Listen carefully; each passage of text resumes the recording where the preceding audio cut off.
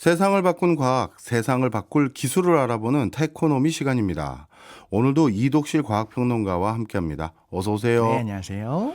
예, 오늘은 어떤 내용입니까? 네, 오늘 연쇄상국균 독성 쇼크 증후군 계속 기사가 나와가지고 예, 맞습니다. 많은 분들이 좀 궁금해하실 것 같아요. 네. 그래서 일본에서 최근 연쇄상국균 독성 쇼크 환자가 증가했다. 독성 쇼크 증후군 환자가 증가한다는 소식과 함께 항상 같이 나오더라고요. 예. 성경제에서는 좀 다뤄봤으면 좋겠는 주제일 수도 있는데 흥미롭게도 이런 소식과 더불어 관련주가 뭐가 있냐. 관련주 급등 이런 게 같이 나오는 거예요. 예. 그래서 준비를 하게 됐는데 왜 그러냐면 이번에 퍼지고 있는 이 질환이 어떤 건지 바르게 이해해야 네. 내가 판단을 좀 바르게 할 수 있지 않습니까?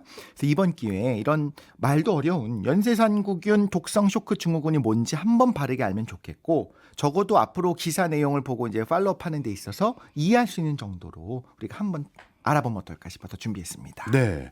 일단 궁금한 게 지금 일본 상황은 어때요? 네, 이 일본에서 이제 STSS라고 이야기를 할게요. 연쇄상국균 독성 쇼크 증후군이 환자가 증가를 했어요. 예. 대유행한다, 뭐 코로나19 사태 같이 그런 거는 아니고 예년보다 높게 비율이 좀 높아졌다라는 걸 얘기하는 건데요. 18년부터 18년, 19년, 20년 이렇게 쭉 보면요. 684명, 894명까지 찍었습니다. 예. 19년에요. 그다음에 코로나19 유행 기간이 되니까 이때 방역 정책으로 인해서 우리가 마스크도 쓰고 좀 거리를 뒀지 않습니까? 예. 그래서 20년부터는 오히려 떨어집니다. 네. 20년, 21년이 되면서 718명, 622명으로 줄었다가 22년에 732명, 그리고 23년 작년 기준으로 941명까지 올랐어요. 근데 얘기만 들어도 뭐 어마어마하게 뭐 2배, 3배, 10배 이렇게 오른 건 아니기는 해요. 근데 문제는 19년에 있었던 894명보다 작년에 많은 건 사실인데 올해 예. 올 2월 말까지 벌써 발생한 환자 수가 414명이에요. 예. 이렇게 생각하면 이 추세로라고 한다면 뭐 1000명 이상으로 올라갈 가능성도 있지 않을까. 그래서 이 부분에 대해서 좀 문제가 있다라는 생각을 하기도 하고요. 근데 또 하나 주의할 것은 이 연쇄상국균 독성 쇼크 증후군이라고 하는 STSS는요. 원래 치명률이 높아요. 이게 좀 중요한 것 같아요. 치명률이라는 게 사망률을 말해요? 얘기하는 겁니다. 올 2월 말까지 발생한 환자가 414명이었는데 예. 벌써 90명이 사망을 했습니다. 그래서 치명률이 21.7%나 되고 이거는 코로나보다 훨씬 높네요. 훨씬 높은 겁니다. 이건 굉장히 심한 겁니다. 원래 치명적인 병이에요. 이거는 50대 이상 연령대가 되면 24%에 달하기 때문에 이제 공포가 확산되는 거죠. 이거 너무 무서운 거다. 예. 이런 큰 게 온다 이렇게 생각하는 건데 미국 질병통제예방센터 CDC가 있지 않습니까? 예. 여기서는 오히려 원래 STSS의 치명률이 30%에서 70%까지 갈 수 있는 굉장히 치명적인 병이다라고 이야기를 했었어요. 그거보다는 오히려 적은 편에 속하는 거고요. 네. 하나 참고로 말씀을 드리자면 어린아이들은 네. 오히려 성인들보다 사망률이 낮습니다. 치명률이 더 낮아요. 오히려 어른들이 더 위험하군요. 맞습니다. 자, 말씀만 듣고 봐도 치명률이나 이런 것들을 통계를 봐도 그렇고 굉장히 위험한 질환인 것 같은데 연쇄상국균 독성 쇼크 증후군 이름도 어렵네요. 맞습니다. 대체 뭔가요? 이게? 네. 이름대로인데 우리가 흔히 쓰는 단어가 아니니까 하나하나가 다 암호처럼 느껴지고 발음도 어려운 거예요. 예. 자, 일단 연쇄상국균이라고 하는 균이 만들어내는 네. 독성 때문에 예. 쇼크가 오는 그런 증후군인 겁니다. 어떤 의미인지 이번에 한 번만 알면요. 비슷한 증후군이 어떤 건지 독성은 어떤 거고 쇼크는 어떤 건지 한번 알 수 있기 때문에 한 번만 오늘 힘내서 한번 들어보면 좋을 것 같습니다. 연쇄상국균이라는 세균에 의한 건데요. 세균 자체의 번식이 문제가 아니고요. 세균이 만들어내는 독소가 문제일 때가 있어요. 네. 세균이 만들어서 분비하는 외독소가 있거든요. 예. 이런 외독소 단백질들이 보통은 독성이 강한 경우가 많습니다. 예를 들어 볼게요. 파상풍 우리가 굉장히 무서운 걸 알고 있잖아요. 그렇죠. 근데 파상풍은 그 균 때문이 아니고요. 그 균이 만드는 독소 때문에 문제가 되는 거예요. 예. 그래서 파상풍균이 분비하는 신경 독소, 또 보툴리누스균이라고 워낙 유명한 그 균이 있지 않습니까? 예. 이 보툴리누스균이 만들어내는 신경 독소도 균 때문이 아니라 그 균이 만들어서 분비하는 외독소인데요.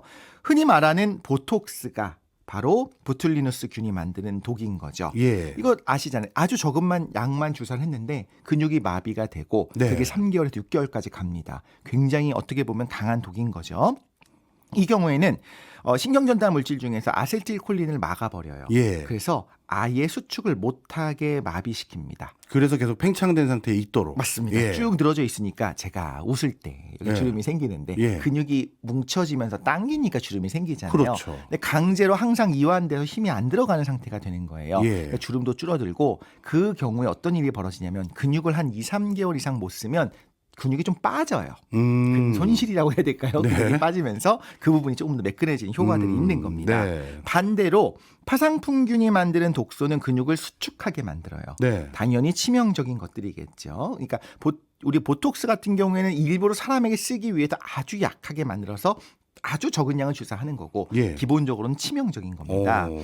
자, 오늘의 그럼 주인공은 뭐냐? 예. 연쇄상구균이 만들어내어 분비하는 그런 외독소가 어떤 거냐? 조금 어렵지만 보면 사이토카인 분비를 자극합니다. 사이토카인이 뭐길래 어떤 분비를 막 일어나게 하는 거거든요. 네. 그게 어떤 거냐면 특히 세포들 중에서 면역세포들 있잖아요. 우리 몸에 있는 면역세포들입니다. 서로 주고받아요. 신호를. 네. 여기 위험한 게 있네. 너 이걸 분비해서 예를 들면 뭘 만들어. 그리고 너 좀 자가복제도 시작해. 이거 좀 저쪽으로 보내. 얘는 좀 죽여. 이런 신호들을 주고받는 거예요.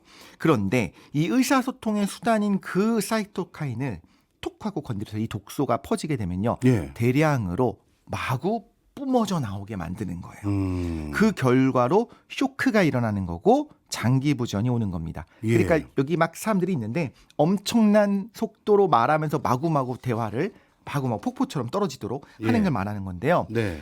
또 하나 의학 용어가 나옵니다. 뭐예요? 쇼크입니다. 쇼크. 다 알잖아요. 쇼크 이건 다 누가 알죠. 모르는 거. 그런데 쇼크 굉장히 사실은 우리가 생각하는 개념이랑 좀 달라요. 그래요? 의학에서의 쇼크는 어떤 거냐면 충격받았어. 깜짝 놀랐어. 이게 쇼크가 아닙니다. 예. 여러 가지 이유로 체내 장기에 혈류가 제대로 안 가면 그걸 쇼크라고 불러요. 뭐 사람이 의식을 잃고 그런 개념이 아니라 네, 그게 아닙니다. 그냥 혈류가 제대로 공급되지 않는 것. 그렇기 때문에 원래 가야 되는 곳에 혈관이 제대로 혈액이 그쪽까지 흘러가질 않으니까 예. 영양 성분도 안 가고 이산화탄소를 빼오지도 못하고 산소 공급도 못하니까 큰일 나는 겁니다. 네. 그래서 혈압이 떨어지게 되겠죠. 장기로 혈액이 공급이 안 되죠. 그러면 어떤 일이 벌어지냐면 혈액이 안 움직이잖아요. 예. 그러다 보면 여기서 혈전이 생길 가능성도 높아지고요. 예.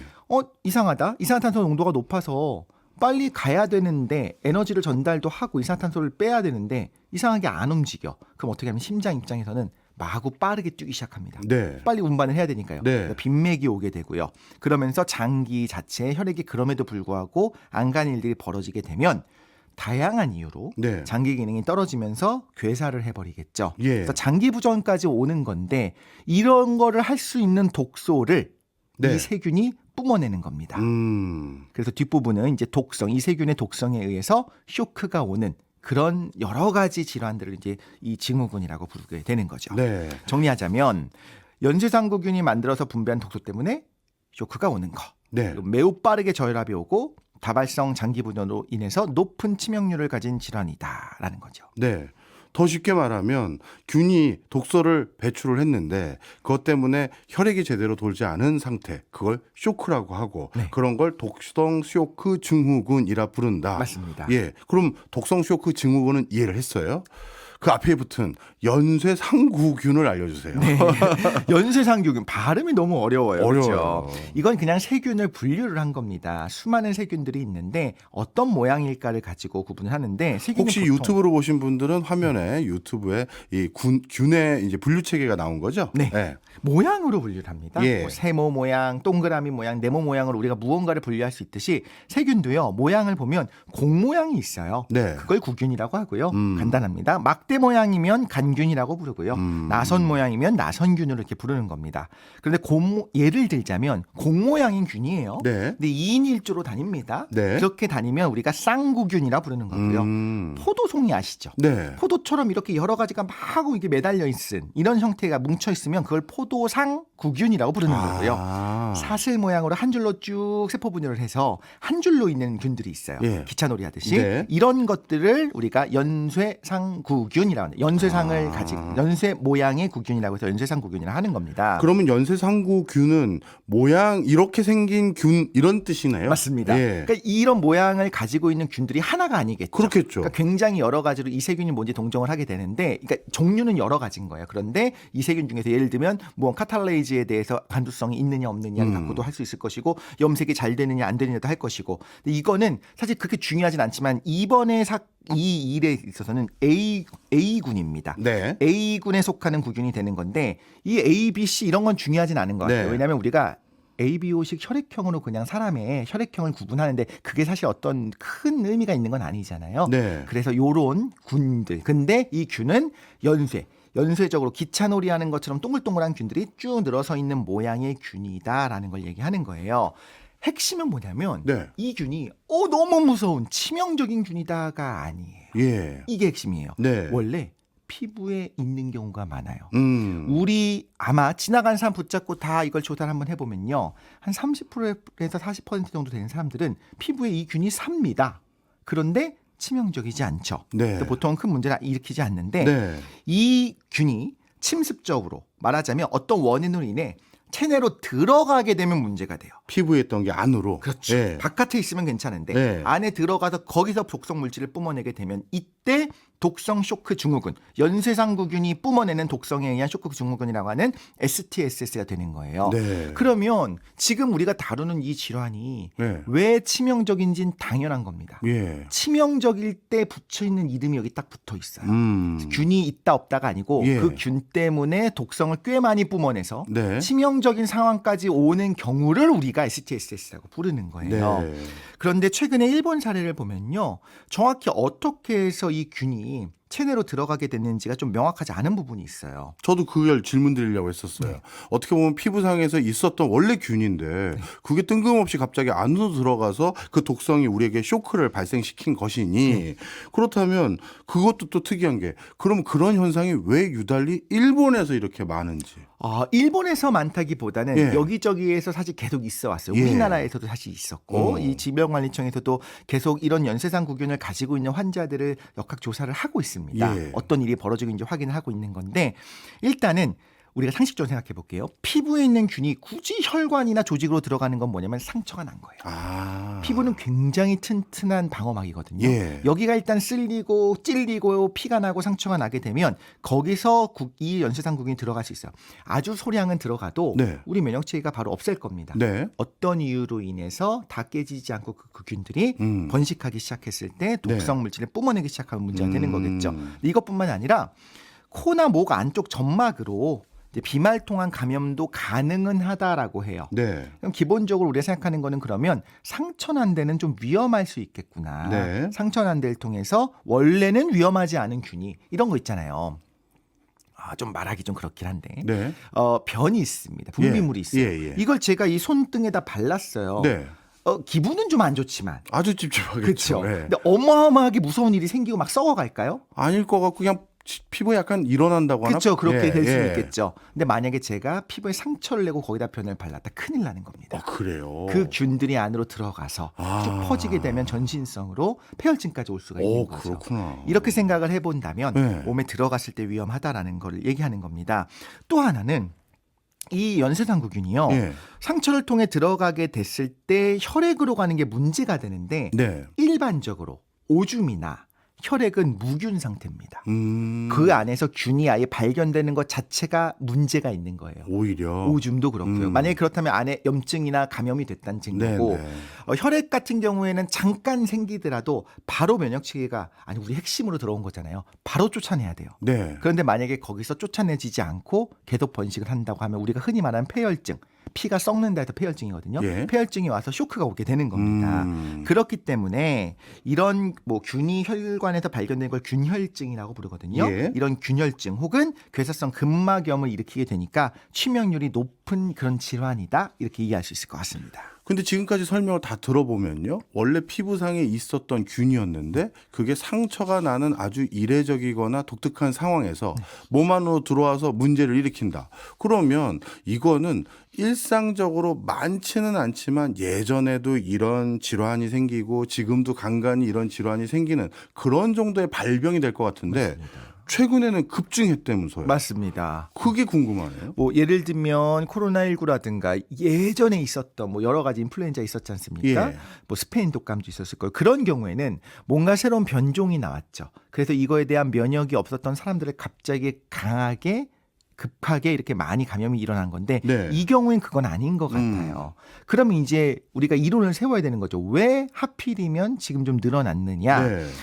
감염의 양상 자체도 과거랑 다른 부분이 좀 있다고 해요. 예를 들면 젊은 사람들은요. 예. 어느 정도 살짝 상처가 난 데 들어와도 쫓아내야 됩니다. 예. 그런데 그게 좀 안 되는 부분. 왜 그럴까 확실하지는 않은 상황인 건데 예. 흥미로운 해석 하나를 제가 설명을 드리겠습니다. 흔히 말하는 그 오랜 친구 가설의 응용 버전이에요. 오랜 친구 가설은 뭐예요? 뭘까요? 우리 인류가 지금까지 진화해서 지금 현생 인류로 와서 네. 2024년을 살아가는 우리 인류의 오랫동안 있었던 친구가 누굴까요? 저는 대기 중이나 우리 지구상에 같이 살고 있는 5만 가지 바이러스라든가 이런 것들이 우리랑 오래 살다 보니까 우리에게 크게 무해한 걸로 바뀌었다. 이런 건가요? 맞습니다. 오. 이 무해한 거를 넘어서서 네. 오히려 이런 균들은요. 네. 바깥에 피부에 이제 세균총을 가지고 있어요. 예. 그럼 다른 균이 못 들어옵니다. 아. 막아주는 거예요. 만약에 치명적이었다면, 치명적인 돌연변이가 생겼다면 그 세균들 때문에 우리가 감염돼서 그런 개체는 사라졌겠죠. 그럼 지금 우리와 함께하는 이 모든 세균들은 인류와 공진화를 했다고 봐야 되고요. 네. 사실상 별로 영향을 주지도 않고 안 좋은 영향도 없고 근데 심지어 예를 들면 대장균 같은 경우에는요. 비타민을 만들기 때문에 적절한 양의 대장균은 있어야 우리한테 도움이 되는. 되기도 해요. 이런 것까지 생각해 보자면 이런 오랜 친구라고 부를 수 있는 겁니다. 네. 그런 이런 필수 상재균이 만약에 없어진다고 해볼게요. 예를 들면 어떤 경우가 되냐면 항생제를 쓰는 경우가 있을 수가 있어요. 항생제를 써버렸더니 원래 있어야 되는 정상균들이 싹 사라집니다. 그러고 나면 다른 균들이 저게 변네?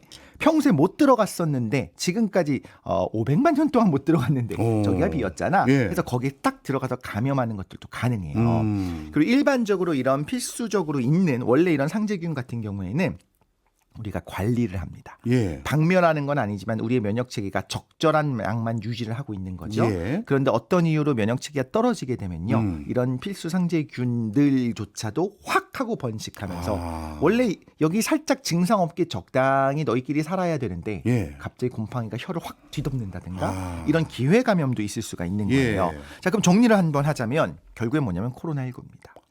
코로나19 때 팬데믹 기간에 우리가 감염의 기회가 없었어요. 적었어요. 오히려 우리가 사회적 거리두기하고 마스크 쓰고 그러다 보니까 이런 일반적인 오랜 친구들과 단절이 된 거네요. 맞습니다. 그래서 갑자기 이제 마스크를 벗고 활동하기 시작하니까 예.